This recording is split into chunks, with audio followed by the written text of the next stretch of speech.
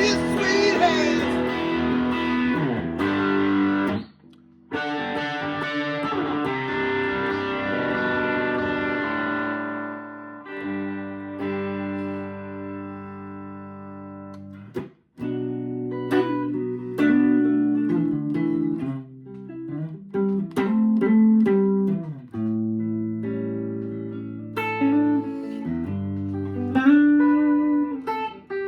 Man, I know what you're thinking. You're thinking, gee, Larry, with just turning those knobs, you took me from Britain to Memphis.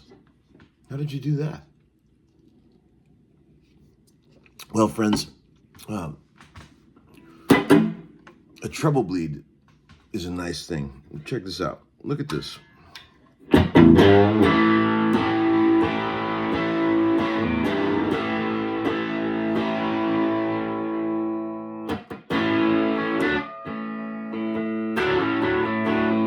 That's on 6.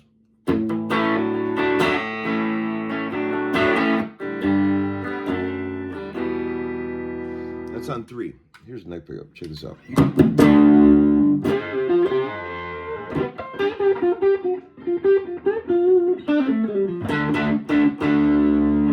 All the way up. 7.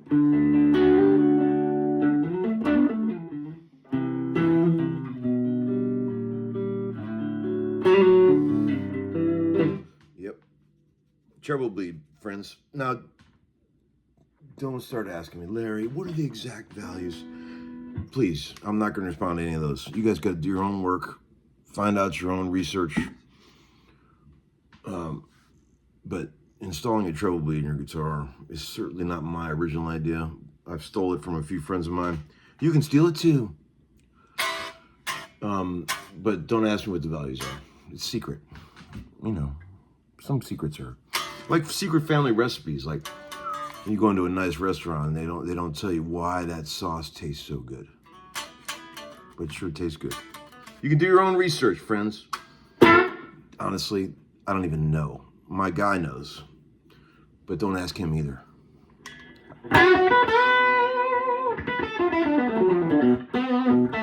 Man, I wanted to tell you,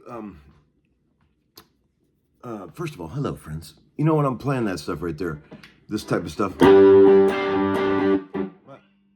I love that kind of guitar playing, straight into an amp. My question is always in my mind, does it sound British enough? That's what I'm always going for. All the little nuances that make it sound as British as possible. Just the way you hit the strings. But anytime I'm playing something like that and I'm in my mind, I'm thinking that's not British enough. It's always because I'm playing too hard.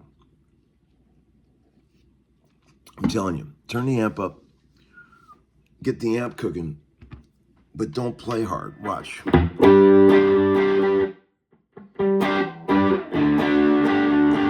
All right. Feeling good? That sounds British. This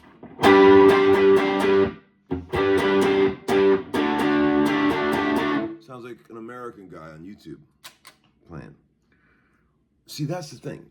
You don't have to crush the strings. Certain kind of guitar playing is cool when you hit the strings real hard, but not that. Those guys were sneakier than you think.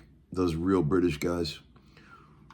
They were good at subtleties, loud amp subtleties. Turn up an old Marshall, and it's very unforgiving, but there's a certain way you can play it that acoustic guys will never understand. Where you get the notes to ring just right.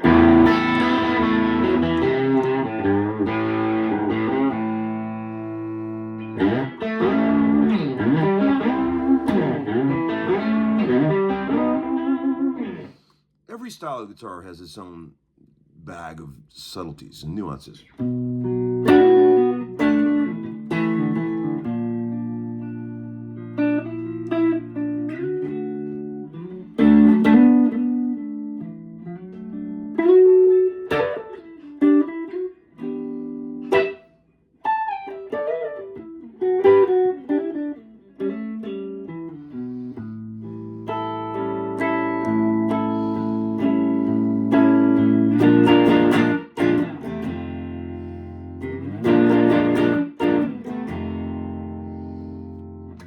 that kind of stuff sounds really legit when you turn the guitar volume down. Listen. A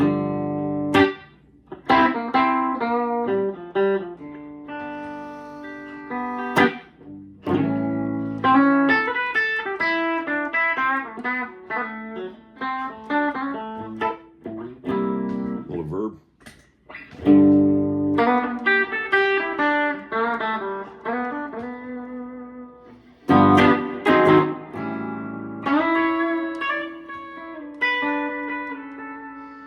That kind of stuff.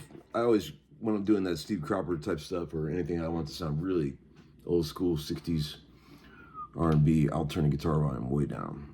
And it gives you beautiful, doinky, clean sound that's just gorgeous on tape.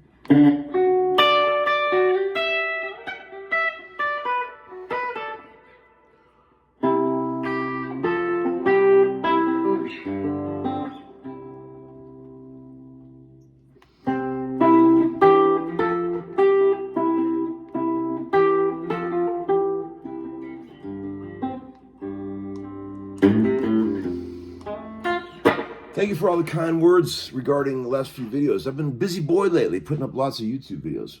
I want to say thank you, a special thank you to Nick Druschel at Glazer Instruments. You guys know how much I love Nick. I brought him these two SGs a while back, and I said, can you put some frets in these guitars? They played just fine the way they were, but I'm getting to this point in my life now. I don't have a lot of guitars, but the ones I have, they all have to have frets. That's it. I'm done fucking around. Here's another thing. I just got this one back too. Last night, I picked these up. 62 SG, Les Paul. And he put frets in this too.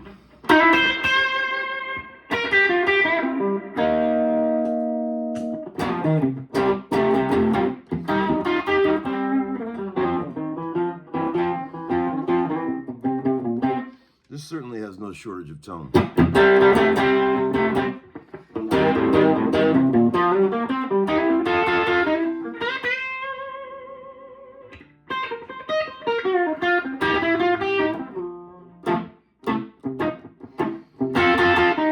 He did a wonderful job. What kind of fret wire do you use, Larry? That kind. How do you like your action, Larry? Low. Real low. Every time I get a guitar back from a fret job, I have to spend another hour with it, just tweaking it to get it the way I want it.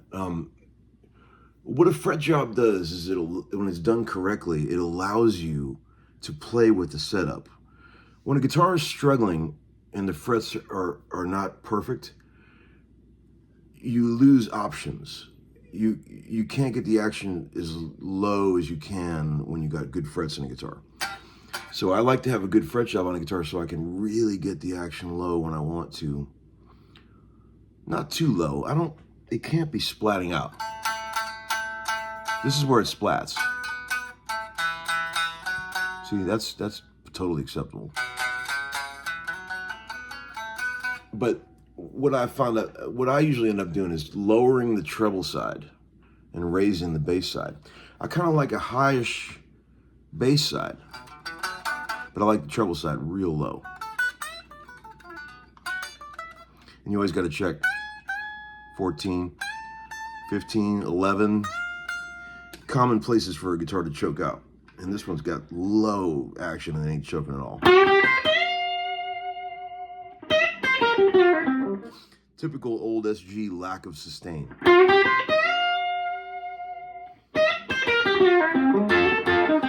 This is why these guitars, in the end, are not superior to 50s Les Pauls. A lesson that I had to learn the hard way. They just have too many dead spots compared to an old Les Paul.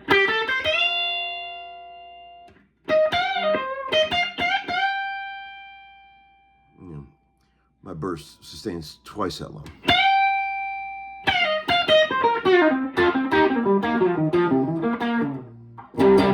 SGs are very hit and miss in that regard. I've played a few that sustain, but a lot of them don't. They have a lot of dead spots. Same thing with 335s. There's a lot of dead spots on 335s too. But overall, damn fine instruments. You might say, Larry, I thought you hated nylon saddles. I do. For some reason, I left them on this guitar. I really like what they do to this guitar. I don't know why. I just do. My guess is that I'd probably like it even more if I put steel saddles on it, but it's charming the way it is right now.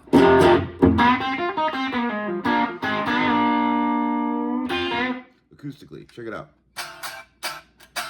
I like that right there.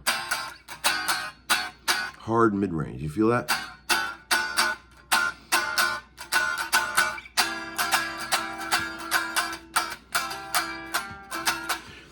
Some people ask me, Larry, how do you decide who you're going to use for a fret job? How much is a fret job? Let me tell you. There's several guys that I like to use for fret jobs. Fret jobs are very important. We live in Nashville, Tennessee, where there's certainly no shortage of great repair guys. The guys at Grunes are amazing, of course, all of them. Nick Druschel at Glazers is amazing. Doug Gerald over at Rumble Seat is amazing. And Andy Jellison is amazing from Strung Out Repairs.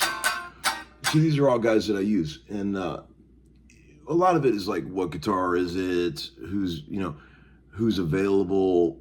What kind of turnaround time do I need? These are all factors that go into things. Some guys are faster than others. How much does a fret job cost, Larry? Well, keep in mind we're in Nashville, so everything's a little more money because people actually have some money here. Unlike, Nowheresville, America, where nobody's got any money, so the fret jobs are probably $300 in local music stores, right? They're twice that here.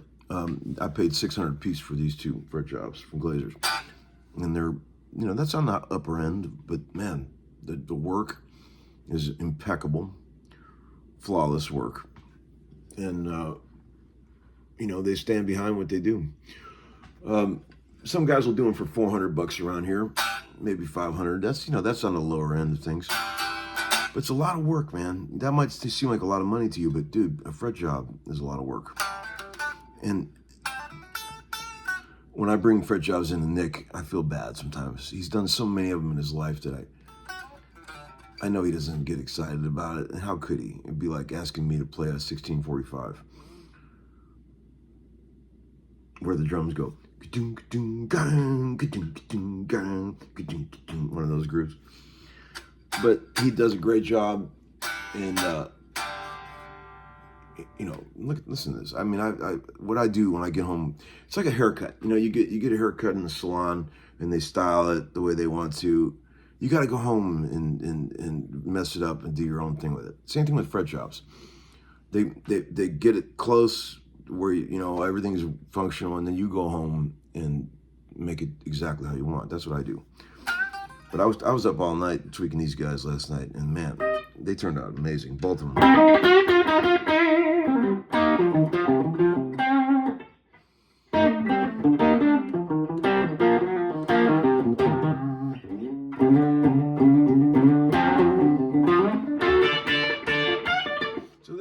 Hope you learned something about the way the Nashville guitar repair business works. Certain repairs in this town are going to cost you a lot of money. The most expensive repair is a rebind. That's why I don't even look at old Gretsch guitars when the binding is shot. Because do you guys know how much it costs to rebind a guitar? If you can find someone to even do it in the first place, it's $5,000. In most cases, it's more than the guitar is even worth. It's so much work, and it's such an ass-kicker job that nobody even wants to do it. It takes forever. So it's really a shame that all those old Gretsch guitars and all the other models that got ruined by bad binding, it's a shame because it's such an expensive repair, and nobody wants to do it. Those guitars will sit around repair shops forever, waiting for a moment of inspiration from the guy who's supposed to be doing it.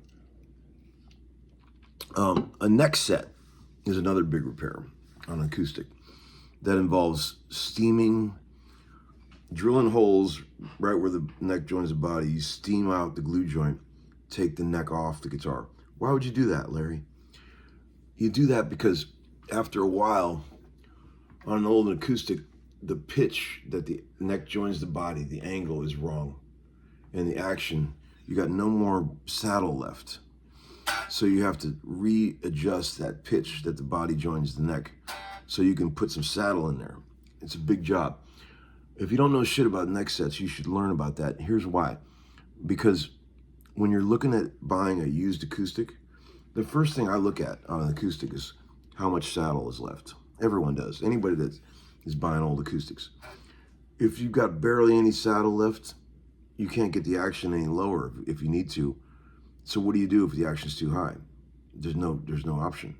What are you gonna start mowing the bridge down?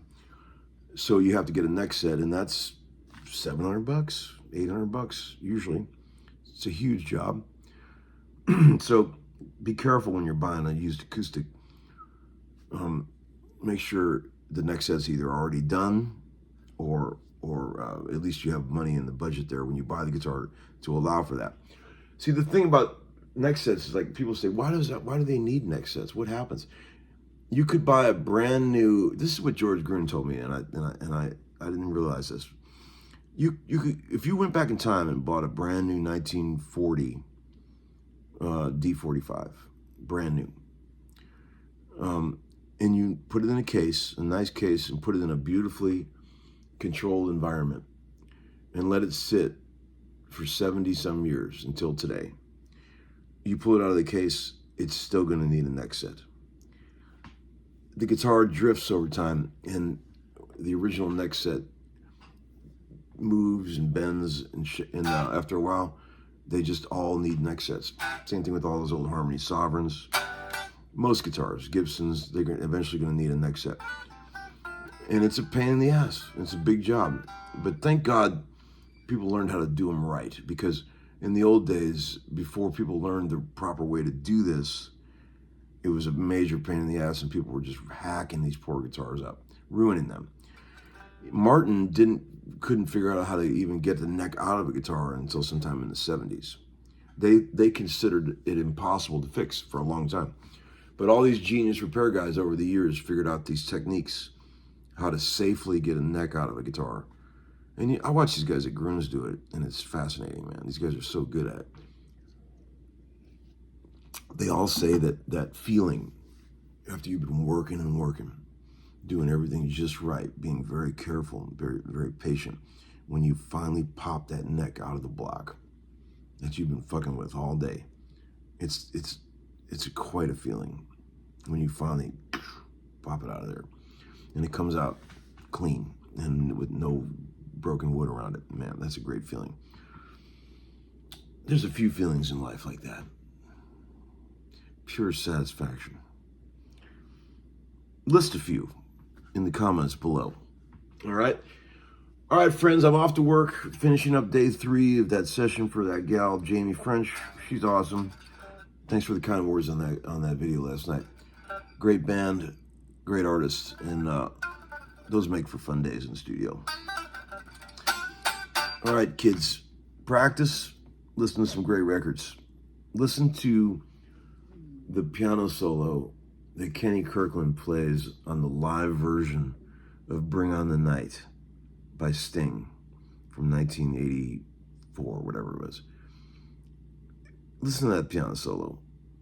It's a couple minutes of some of the most unbelievable shit I've ever heard in my entire life. I texted Rick Beato last night and said, dude, this solo, can we talk about this for a minute?